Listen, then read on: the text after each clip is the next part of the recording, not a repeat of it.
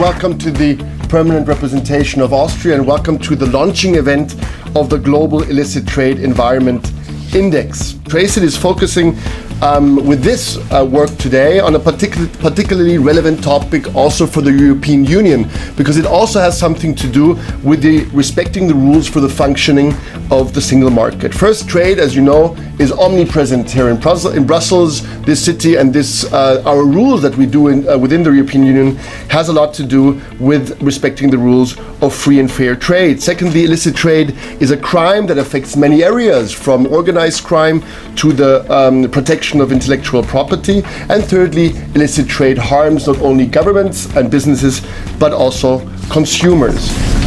Good morning, everyone.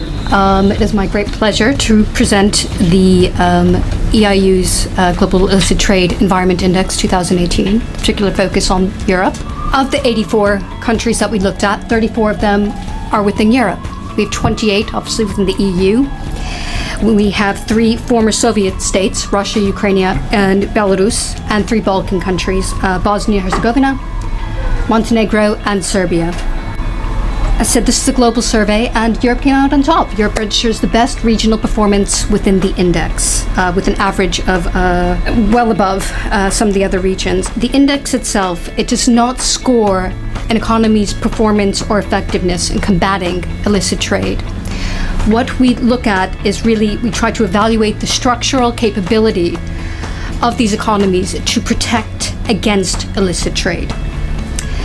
We've looked at 4 categories: government policy, supply and demand, transparency in trade, and the customs environment.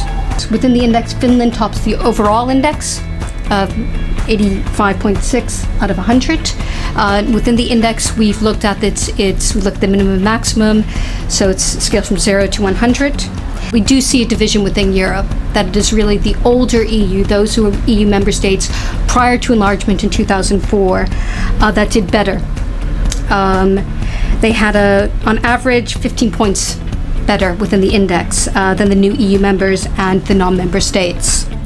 This is a complex issue, but it's mainly the divisions is mainly linked to the level of development and geography of these countries.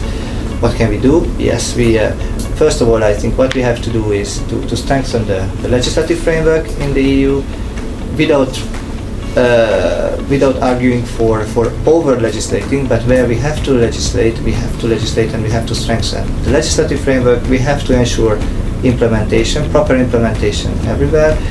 Performance, what Philip mentioned, that's a key issue.